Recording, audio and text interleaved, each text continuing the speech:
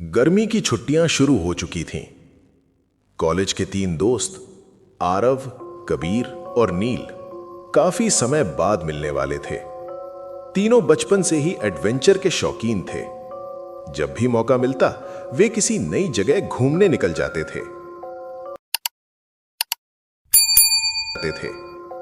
एक शाम तीनों शहर के एक छोटे से कैफे में बैठे थे।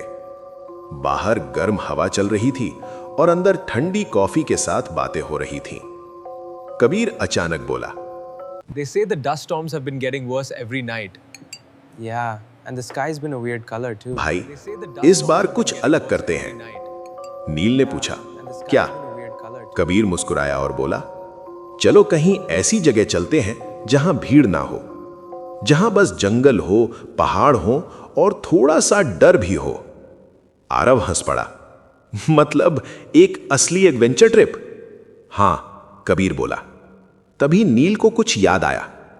वो बोला, And in that place, atop the highest peak, stands a forest that breathes. A forest where the shadows have teeth. मेरे चाचा ने एक जगह बताई थी, पहाड़ों के बीच एक छोटा सा इलाका। वहां बहुत कम लोग जाते हैं। आरव ने तुरंत पूछा, क्यों? नील थोड़ा रुका और बोला, कहते हैं वो जगह थोड़ी अजीब है। कबीर जोर से हंस पड़ा, बस वहीं चलते हैं। तीनों ने उसी समय फैसला कर लिया। अगले ही दिन वे ट्रिप पर निकलने वाले थे। उन्हें बिल्कुल अंदाजा नहीं था कि यह सफर उनकी जिंदगी की सबसे डरावनी कहानी बनने वाला था। अगली सुबह तीनों दोस्त अपनी कार में बैठकर शहर से निकल पड़े। शुरुआत में सड़कें भरी हुई थीं, गाड़ियां, लोग, शोर। लेकिन जैसे जैसे वे आगे बढ़ते गए, शहर पीछे छूटता गया। अब सड़क के दोनों तरफ घना जंगल था। कुछ घंटे बाद मोबाइल नेटवर्क भी गायब हो गया। नील ने फोन देखा और बोला, नेटवर्क खत्म। कबीर हंसकर बोला, यही तो चाहिए था।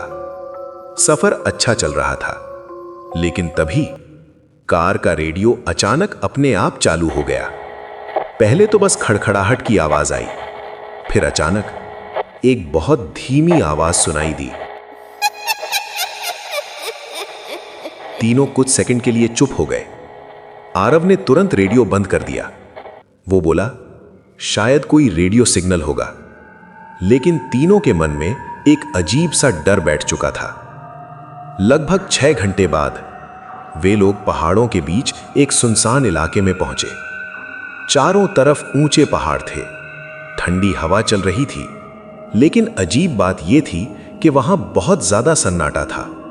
ना पक्षियों की आवाज, ना इंसानों की। थोड़ी दूर उन्हें एक पुराना ढाबा दिखाई दिया। तीनों खाने के लिए अंदर चले गए। ढाबे में सिर्फ एक बूढ़ा आदमी बैठा था। वो तीनों को बहुत ध्यान से देख रहा था। फिर उसने धीरे से पूछा, कहां से आए हो? आरव बोला, शहर से, ट्रिप पर आए हैं। बूढ़े ने फिर पूछा, ऊपर वाले पहाड़ पर जाओगे? नील ने कहा, हां, वहां एक गेस्ट हाउस है ना। ये सुनकर बूढ़े के चेहरे का रंग बदल गया। कुछ सेकंड तक वो चुप रहा, फिर धीरे से बोला, अगर मेरी बात मानो तो सूरज डूबने से पहले यहां से वापस चले जाओ। कबीर हंस पड़ा, क्यों बाबा, वहां भूत है क्या?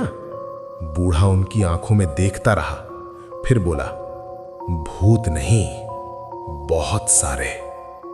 ढाबे में अचानक सन्नाटा छा गया, लेकिन तीनों दोस्तों ने उसकी बात को मजाक समझा। खाना खाकर वे कार में बैठे और पहाड़ की तरफ बढ़ गए। जैसे जैसे वे ऊपर जा रहे थे, मौसम बदलने लगा। हवा ठंडी और तेज हो गई। आसमान पर काले बादल छाने लगे। कुछ देर बाद उन्हें एक बड़ा सा पुराना गेस्ट हाउस दिखाई दिया।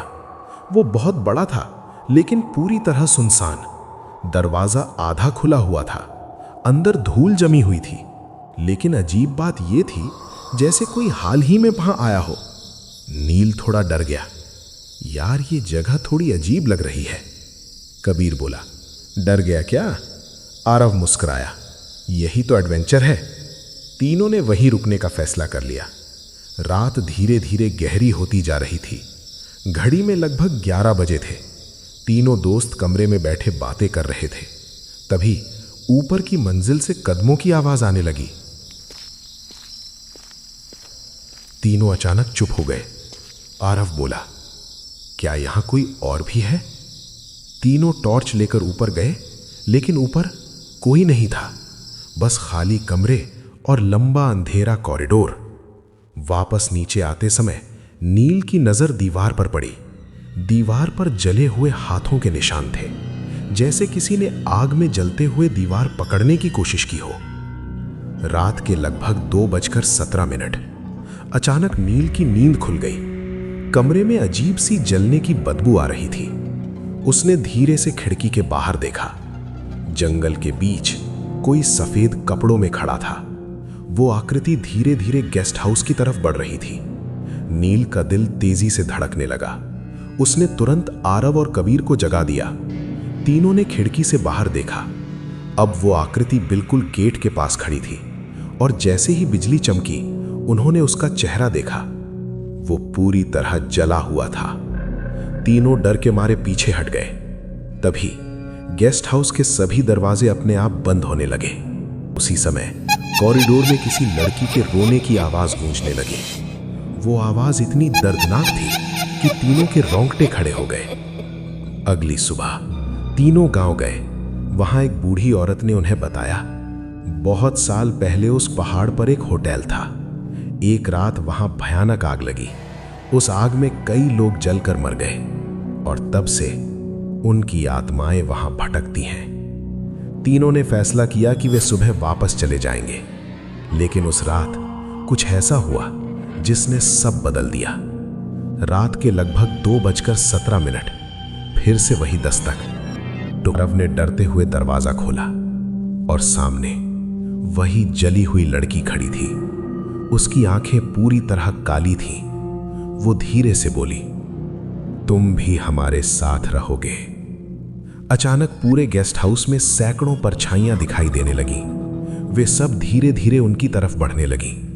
तीनों दोस्त भागने लगे, लेकिन जंगल के हर रास्ते पर कोई ना कोई खड़ा था। और फिर अचानक सब कुछ शांत हो गया। अगली सुबह गांव वालों को गेस्ट हाउस के बाहर एक कार खड़ी मिली, लेकिन अंदर कोई नहीं था। आरव, कबीर और नील तीनों हमेशा के लिए गायब हो चुके थे।